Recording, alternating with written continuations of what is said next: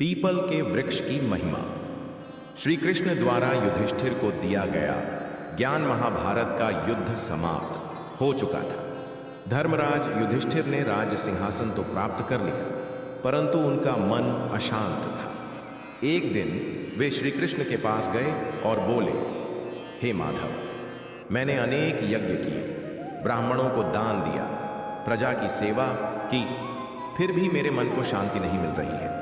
कृपया कोई ऐसा उपाय बताइए जिससे मेरे पाप मिट जाएं और मेरे मन को शुद्धि प्राप्त हो। श्री कृष्ण मंद मंद मुस्कुराए और बोले, हे धर्मराज, यदि कोई व्यक्ति नित्य पीपल के वृक्ष को जल अर्पित करता है तो उसके जीवन के समस्त पाप समाप्त हो जाते हैं, उसकी 7 पीढ़ियां तर जाती हैं और वह स्वयं मोक्ष प्राप्त करता है।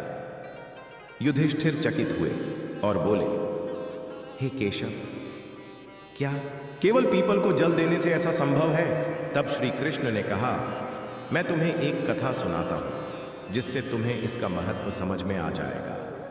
सत्यवान ब्राह्मण की कथा। प्राचीन काल में अयोध्या नगरी में सत्यवान नामक एक ब्राह्मण रहता था। वह अत्यंत धार्मिक और सत्यवादी था, किंतु अत्यंत गरीब था। उसके पास न अच्छा भोजन था, न ही वस्त्र और न ही धन संपत्ति। फिर भी वह प्रतिदिन पीपल के वृक्ष को जल अर्पित करता था और वहीं बैठकर भगवान विष्णु की भक्ति करता था। एक दिन सत्यवान की पत्नी सावित्री ने दुखी होकर कहा, स्वामी, आपकी भक्ति देखकर मन प्रसन्न होता है, परंतु भक्ति से पेट की भूख नहीं मिटती। हमारे पास कुछ भी नहीं है, कृपया कुछ उपाय करें। सत्यवान बोला, देवी, धैर्य रखो, भगवान विष्णु हमारे कष्ट अवश्य दूर करेंगे। सावित्री ने उत्तर दिया, जब तक कोई स्वयं प्रयास नहीं करेगा तब तक कुछ नहीं होगा। भगवान भी उसी की सहायता करते हैं जो स्वयं मेहनत करता है। यह सुनकर सत्यवान चिंतित हो गया और नगर में नौकरी की तलाश में निकला, किंतु कहीं भी उसे काम नहीं मिला। निराश होकर वह पुनः पीपल के वृक्ष के नीचे जाकर बैठ गया और प्रार्थना करने लगा, हे प्रभु, मैं आपका भक्त हूं, फिर भी इतनी दरिद्रता क्यों? तभी एक वृद्ध पुरुष वहां आए और बोले, बेटा, तुम इतने परेशान क्यों हो? सत्यवान ने अपनी व्यथा सुनाई। वृद्ध पुरुष मुस्कुराए और बोले, क्या तुम जानते हो कि जिस पीपल को तुम जल अर्पित करते हो उसमें स्वयं भगवान विष्णु का वास है? यह वृक्ष तुम्हारी सारी समस्याएं दूर कर सकता है। सत्यवान चकित रह गया और बोला, हे प्रभु, क्या सच में पीपल का इतना महत्व है? वृद्ध पुरुष बोले, हाँ, मैं तुम्हें एक रहस्य बताऊंगा। कल प्रातःकाल तुम इस वृक्ष की जड़ में जल अर्पित करो और अपनी समस्या कहो, फिर देखो कि किस प्रकार भगवान तुम्हारी सहायता करते हैं।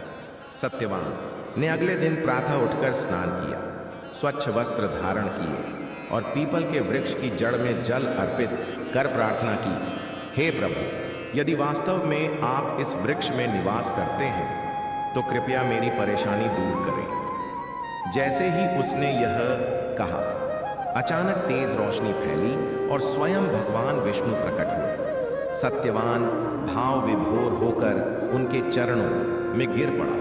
भगवान बोले, बेटा, तुमने अनेक जन्मों तक मेरी भक्ति की है और प्रतिदिन पीपल को जल अर्पित किया है। अब समय आ गया है कि तुम्हारा भाग्य बदले। तुम्हारे घर के पीछे जमीन में एक खजाना दबा हुआ है, उसे निकालो और अपने जीवन को सुखमय बनाओ।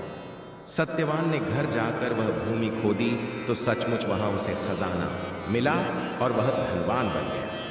श्री कृष्ण का संदेश कथा समाप्त कर श्री कृष्ण बोले, धर्मराज, यही होता है जो पीपल को जल देता है। जो व्यक्ति प्रतिदिन पीपल को जल अर्पित करता है वह भगवान विष्णु की कृपा प्राप्त कर लेता है।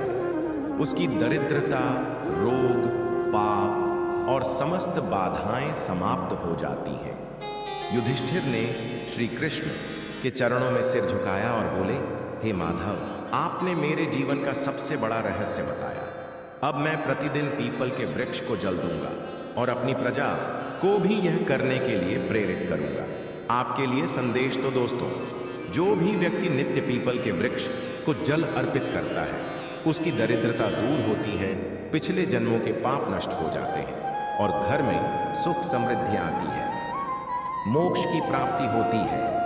इसलिए आप भी प्रतिदिन पीपल के वृक्ष को जल चढ़ाएं और भगवान विष्णु की कृपा प्राप्त करें।